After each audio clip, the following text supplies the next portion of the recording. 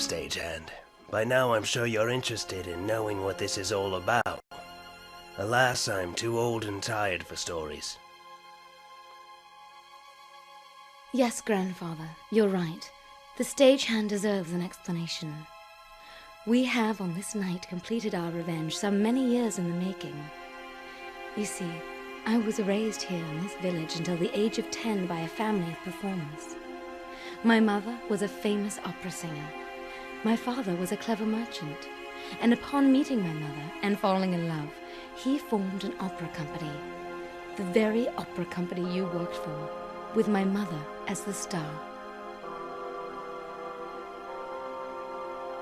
They did very well for themselves, but, as they say, success breeds envy, and envy ran deep through the veins of the rest of the company.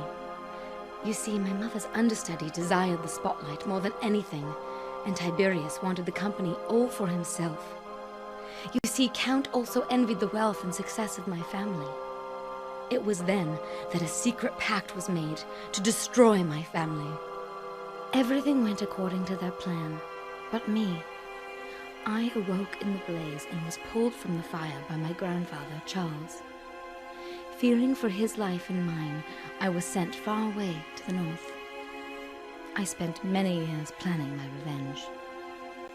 Yes, but she could not do it alone, and it was our fate that brought us all together.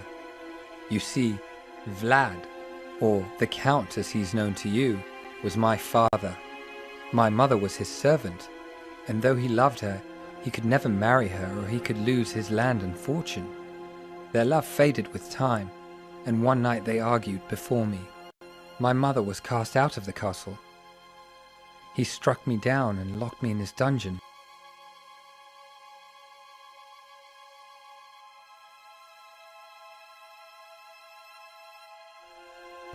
I spent weeks in there, and just as I thought that I would die of loneliness and isolation, the door opened.